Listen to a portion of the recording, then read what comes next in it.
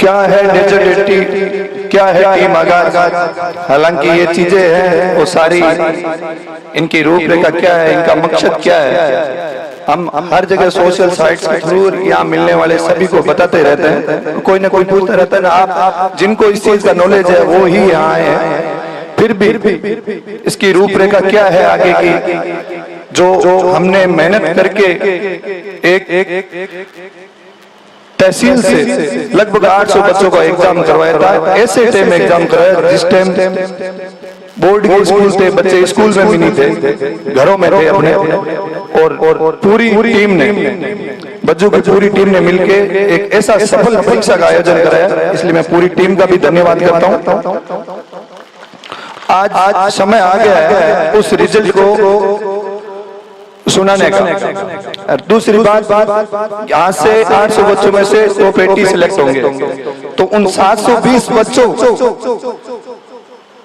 के लिए भी एक चुनौती होगी कि हाँ हम थोड़े नंबर से पीछे क्यों रहे, हम उन 80 बच्चों में क्यों ना आए। तो आज वो भी अपने मन में एक कंपटीशन की भावना लेके जाएंगे और वो आने वाले जो अगला नेक्स्ट एग्जाम होगा उसके लिए इससे बेहतर एग्जाम, कंपटीशन एग्जाम की पहले से प्रिपरेशन कर रखेंगे, ताकि हमें और अच्छा टैलेंट मिले।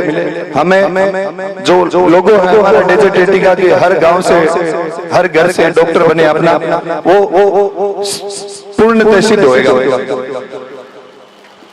सबसे बड़ी इन बच्चों को एग्जाम के लेके आगे की इनके भविष्य के लिए जो भूमिका है वो सबसे बड़ी किसकी है, उस पे जब एग्जाम हुआ था तभी भी मैं अभिभावकों से मिला था और जब मिलते हैं तभी भी बोलता हूँ। बाकी पूर्व से मेरे सभी वक्तागण जो सभी लगभग मेरे सीनियर भी है, उन्होंने भी आपको बताया, इनमें सबसे ज्यादा भूमिका है बच्चे के सक्सेस की, वो है अभिभावक।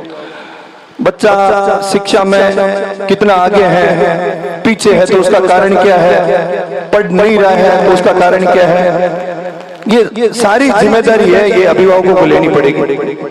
क्योंकि हम क्या करते हैं, हमारे बच्चों का एडमिशन करवा के बस छोड़ देते हैं। ये जो आपके सामने मंच पे बैठे हैं जितने भी, जो हम सबकी नजरों में और आप बच्चों की नजरों में ये आदर्श भी है और आपके हीरो भी है। ये कैसे इस मंच पे आए, इसके लिए इनकी मेहनत से ज्यादा इनके अभिभावकों ने इन पे मेहनत करी, इनके माता पिताओं ने, इनके बड़े भाई ने इन पे मेहनत की, तब जाके ये दूसरा रास्ता नहीं लेके शिक्षा का रास्ता लिया है और आज ये हमारे सामने खड़े हैं। ये हमारे लिए सौभाग्य की बात है। अब पहले बोल रहे थे एसडीएम साहब कि बच्चे हैं सुबह से बैठे हैं, तो मैं बच्चों को एसडीएम साहब के बिल्कुल विपरीत कहना चाहता हूं कि बच्चों का सौभाग्य है कि आप लगभग मिनिमम कोई 1000 किलोमीटर से आए, कोई 1500 किलोमीटर से आए, कोई 100 किलोमीटर से चला के आपके सामने आएंगे, अपना सौभाग्य है। नहीं कहा ऐसी शिक्षा सेमिनार होती थी। और आज से इस गांव के आसपास और लाइव चैनल से, गमसार से और ये लाइव चैनल चल रहे, इनके माध्यम से लोगों को ये भी चलेगा पता कि ऐसे प्रोग्राम होने चाहिए। जैसे सर ने बताया कि हमने पहले नगरार किया है, नगरार सर ये प्रोग्राम किया, वहां से ऐसे बच्चे सुन के अपना आदर्श मान के, हीरो मान के, वहां से लोगों ने पढ़ाई स्टार्ट की और वो आज इनको धन्यवाद कर रहे हैं। तो हम भी ऐसा कभी पढ़े कि हम भी आने वाले टाइम में इनको एक किसी को आदर्श मान के, और आने वाले टाइम में हम भी इनको फोन करके बोले कि सर धन्यवाद, आपकी वजह से हम आज इस मुकाम पे पहुंचे। बोलोगे करके बताओगे कि नहीं बताओगे? सभी बच्चे हाथ खड़ा करके इनका अभिवादन, इनका धन्यवाद, इनका स्वागत करो। आगे की बात थोड़ी सी अभिभावक को और कह देता हूँ। अभिभावकों के लिए यह है कि आप बच्चे का एडमिशन करवा तो देते हो। मेरे भी परिवार में से, हालांकि मैंने किसी को एक दो आदर्श मान लिया और ये था कि हाँ ऐसे बाहर पढ़ाई होती है सीकर में और डॉक्टर की ऐसे तैयारी होती है, तो वो मैंने किसी को सुना तो मैं उनके पीछे पीछे रास्ते पे हाँ कि सब कुछ इस हिसाब से सिस्टम है कि मतलब सीकर जाना होता है, पढ़ना होता है और डॉक्टर ऐसे बना जाता है। ये मैं तो कर लिया, पर ये सब लोगों के पास ऐसे मतलब आदर्श या फिर ऐसे अपन किसी को सुन नहीं पाते। उसके लिए यही अपन प्रोग्राम कर रहे हैं कि आप अभिभावक अपने बच्चों को जब स्कूल में डालते हो तो उस स्कूल में कम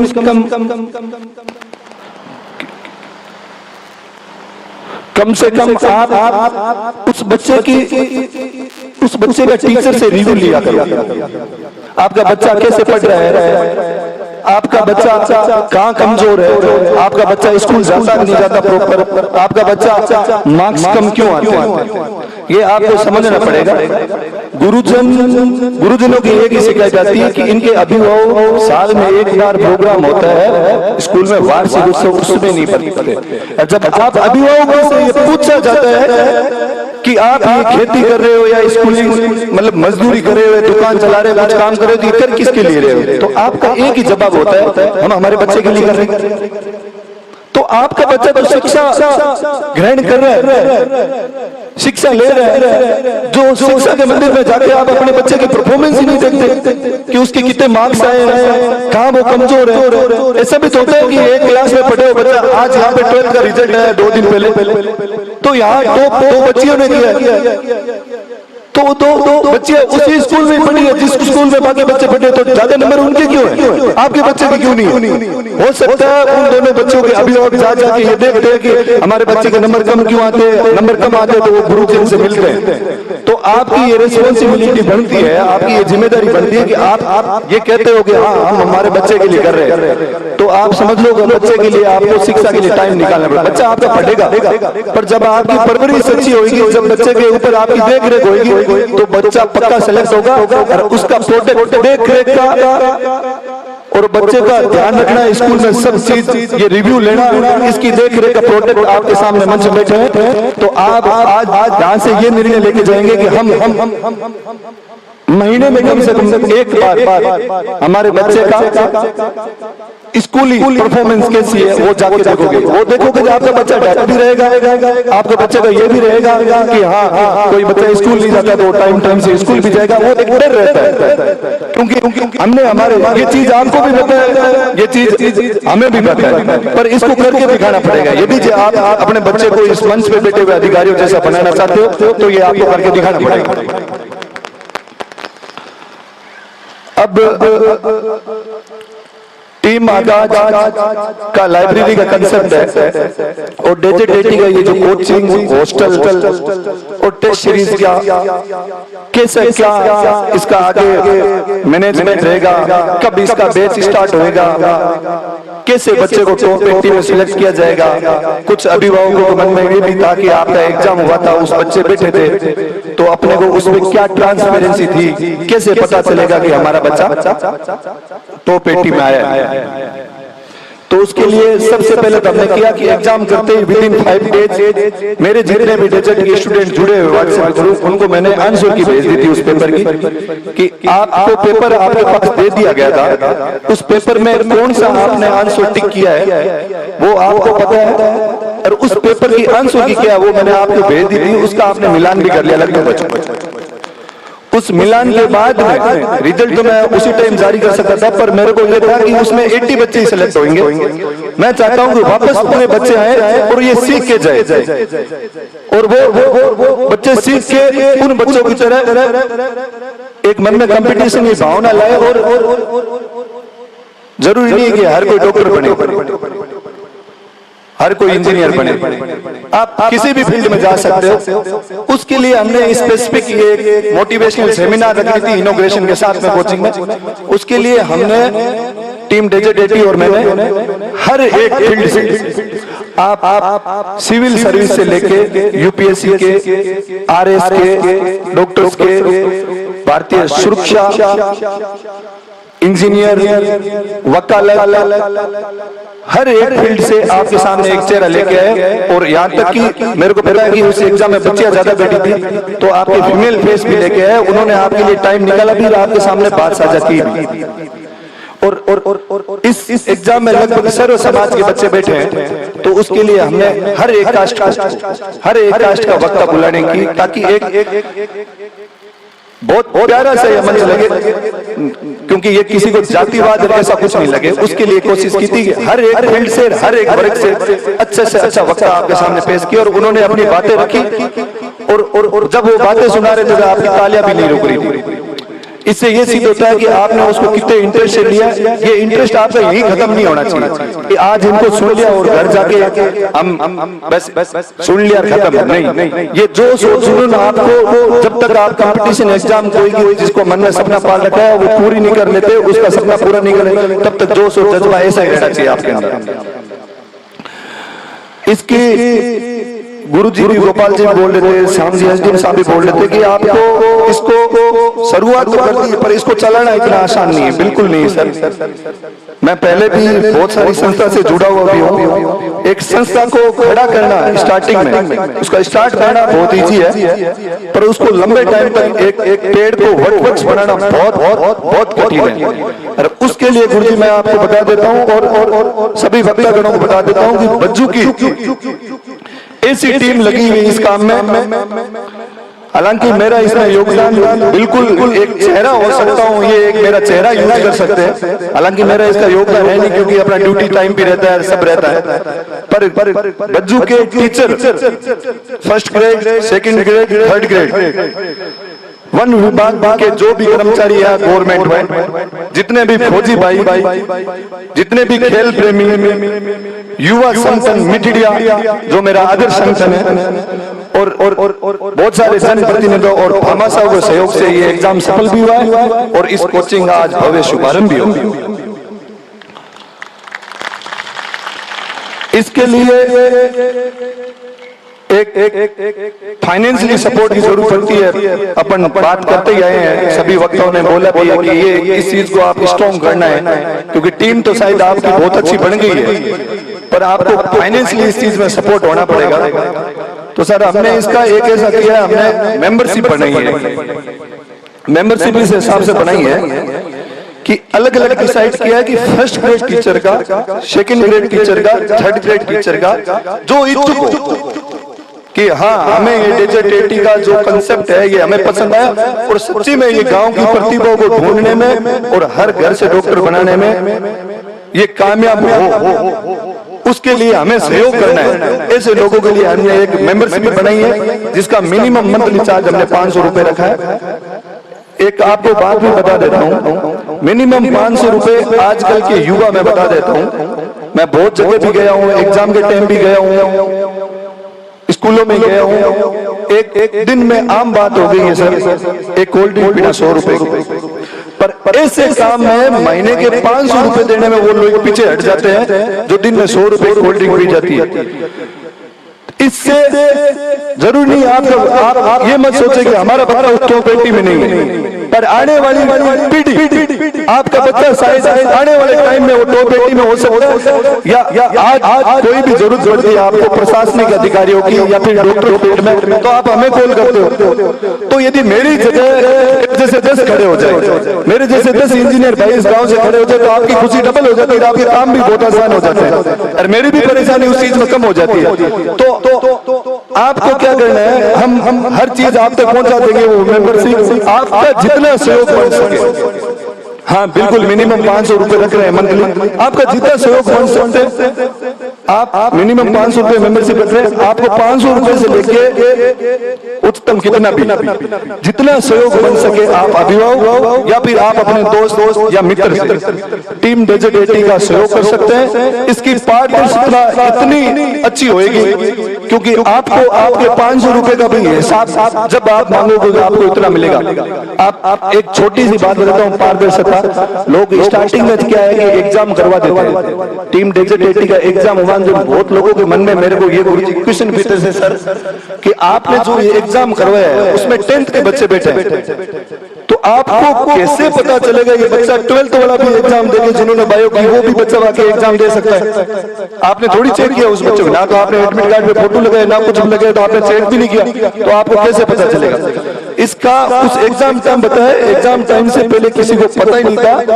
एक बच्चे की, उसके लिए मैं खुद साहब बिरमा राम जी का धन्यवाद करना चाहूँ, एक बच्चे की एक हॉल में वीडियोग्राफी हुई थी कि कल हम जो टॉप डेजर्ट के स्टूडेंट सिलेक्ट कर रहे हैं उनके रोल नंबर के साथ में जब बच्चे को हम सिलेक्शन कर रहे टॉप 80 का, तो उनका रूम नंबर, कक्ष नंबर, रोल नंबर में पता है, उस रूम में उसकी वीडियोग्राफी चेक करके क्रॉस चेक भी किया जाएगा कि बच्चा उस डे में एग्जाम दिया नहीं दिया, डमी कैंडिडेट। ये हालांकि हमने पहले नहीं बताया। ये सारी पारदर्शिता है। आप सोच सकते हो इस एग्जाम में इतनी पारदर्शिता है, तो आप मंथली मेंबरशिप जो महीने में दोगे, या आपका बच्चा जो पढ़ रहा है उस विश्वास से हमारे साथ आप भेज रहे हो, हमारे विश्वास पे आप भेज रहे हो, तो उस बच्चे के साथ कितनी पारदर्शिता काम होगा। ये इसका एक छोटा सा एग्जाम्पल था। आगे आप जैसा आप जब कोचिंग में जब आओगे, जब आप आके देखोगे, तब आपको हर एक चीज का पता चलेगा कि ये कोचिंग बहुत पारदर्शिता काम करेगी। मैं आपको ये बात बता देता हूँ, एक ये होता है कि किसी ये पूरी टीम काम कर रही है, ये पूरी टीम किसी नाम के लिए नहीं कर रही, अपने नाम के लिए नहीं कर रही होती। जो बंदा ऐसे सामाजिक कार्य यदि अपने नाम के लिए करता है, ये क्योंकि फेस तो बिल्कुल मेरे को रख रहे हैं कि डॉक्टर साहब कर रहे हैं, डॉक्टर साहब कर रहे हैं, पर पोस्टर मैंने तैयार किया सर, मैंने पोस्टर में यहाँ तक का नाम भी नहीं लिखा। उसका कारण ये है कि हमको एक टीम की तरह काम करेगी। यदि आप नाम मेंशन करना चाहते हो, उसमें आप दिखाना चाहते हो मैंने किया, इसका मतलब कहीं ना कहीं उसमें आपका स्वार्थ है। और यदि आप शिक्षा के क्षेत्र में अच्छा काम करना चाहते हो निस्वार्थ भाव से, तो बिल्कुल आपको वहां दिखावा नहीं करना। तो ये पारदर्शिता की बात हुई। आगे का सिलेक्शन क्राइटेरिया क्या रहेगा मैं बता देता हूँ। बैच हम लगभग जुलाई के फर्स्ट वीक एंड तक, मतलब 7 तारीख से पहले स्टार्ट कर देंगे। उसका सिलेक्शन क्राइटेरिया आज के टॉप 80 बच्चों का मैं नाम भी बोलूंगा और वेटिंग लिस्ट भी मैं टॉप 80 बच्चों को बोलूंगा कि हो सकता है किसी बच्चे ने जाके कहीं बाहर एडमिशन ले लिया, या फिर टॉप 80 बच्चे किसी ने एग्जाम देना चाहे सिर्फ कंपटीशन भाव से, पर उनको कोई और सब्जेक्ट लेना है, बायो नहीं लेनी, इसलिए मैं टॉप 80 बच्चों के और वेटिंग टॉप 80 बच्चों की लिस्ट में जारी कर दूंगा।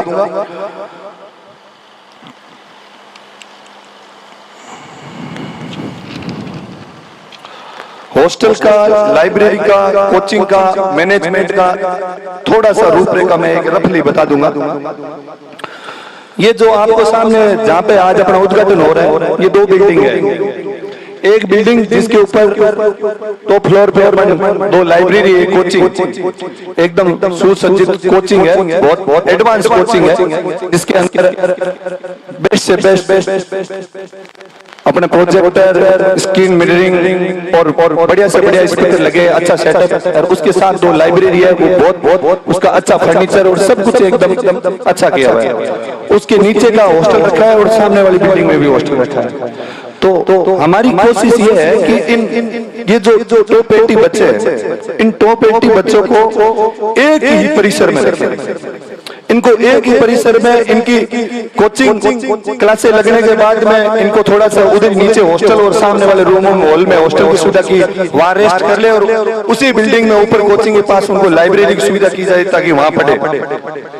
और उसके बाद में खाने की भी व्यवस्था बिल्कुल वहां की इतना सफिशिएंट स्टेप है, मतलब स्पेस है कि सारा का सारा इस कैंपस में ही सब कुछ हो जाएगा। इसलिए हमने एक कैंपस रखा ताकि दूसरी जगह कहीं आवागमन और सब ये अनावश्यक चीजें ना हो। फिर इसका हॉस्टल के बाद इसके निरंतर टेस्ट सीरीज, इनका एक प्रॉपर शेड्यूल, जिस शेड्यूल के हिसाब से हाँ 21 दिन ये 4 सब्जेक्ट है, इनके टॉपिक चलेंगे और उसके 21 दिन बाद इनका टेस्ट सीरीज होगा। टेस्ट सीरीज के बाद में रिजल्ट के टाइम में अभिभावकों को बुलाया जाएगा। रिजल्ट में हर एक बच्चे को ये पूछा जाएगा आपके नंबर किस में आ रहे हैं, कम आ रहे हैं, तो क्यों आ रहे हैं, इसका कारण क्या है, उसका निवारण किया जाएगा, उस कारण की जड़ को पता लगाया जाएगा और उस पर टीम काम करेगी। अब कोचिंग आपको किस हिसाब से बताएंगे, क्योंकि कोचिंग पहले से हमने एक एग्जाम कराया तब ऑनलाइन बताया था। हाँ, नो डाउट कि यदि अपने को बेस्ट कोचिंग करनी है तो उसकी फैकल्टी भी बहुत बेस्ट महंगी होती है। तो हमने क्या किया कि राजस्थान की सबसे जो प्रतिष्ठित कोचिंग है, जो बेस्ट से बेस्ट कोचिंग है, बेस्ट से बेस्ट टीचर है, उनकी फैकल्टी की कोचिंग अपने क्लासे है, सब्जेक्ट रिकॉर्ड करवाए। वो रिकॉर्डेड क्लासे आपको हर एक मतलब टाइम शेड्यूल के अनुसार आपको पढ़ाया जाएगा। उसके बाद में यदि आपको डाउट आता है तो जिनका टीचर का एक्सपीरियंस लगभग 2 या 3 साल का होता है, तो एक टीचिंग फैकल्टी है 5 जनों की, वो भी हमने हायर की है ताकि स्टार्टिंग में जो बच्चा पढ़ रहा है, हालांकि वो चीजें जो रिकॉर्डेड की वो बेस्ट से बेस्ट फैकल्टी है, उनको एकदम बिल्कुल बेस्ट जिसको अपन बोलते हैं सिंपल से लेकर डीप तक पढ़ाया जा रहा है। फिर भी यदि उनको समझ नहीं आ रहा है तो फिजिकल प्रेजेंस भी टीचर की रहेगी। 5 टीचरों की जो जिनका एक्सपीरियंस मिनिमम 2 साल है, वो उनको हर एक चीज का डाउट क्लियर करवाने के लिए रहेगी। उसके बाद regular test series, hostel, mess और हर 2 महीने में एक ऐसा सेमिनार आयोजित करेंगे कोचिंग में टॉप 80 बच्चों के लिए, जिसके अंदर शिक्षा क्षेत्र से जुड़े हुए ऐसे हीरो को लाया जाएगा ताकि आप और मोटिवेट हो, ताकि आपको और उत्साह और जोश मिले, आपके अंदर के कंपटीशन की भावना है। ये एक प्रॉपर शेड्यूल है जो हर कोई कोचिंग फॉलो कर रही है, हम भी उसको कोचिंग फॉलो कर रहे हैं।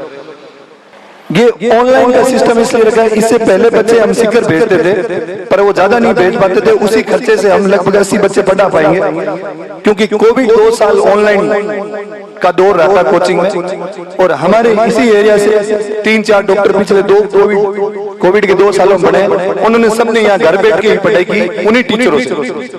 तो ऑनलाइन की भूमिका कितनी अच्छी हो सकती है, ऑनलाइन कितना सफल हो सकता है, तो उनसे ही सीखे। और कोचिंग के बड़े बड़े जो सीईओ है उनसे भी डिस्कस करके ये सब कुछ फिक्स किया था। अब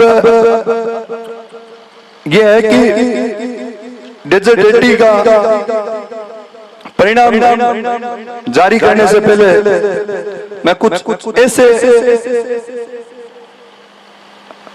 ऐसे महानुभावों को बुलाऊंगा जिन्होंने अपनी जी जान लगा दी इस डेजर्ट एटी के लिए, इन बच्चों के सपनों पूरा करने के लिए।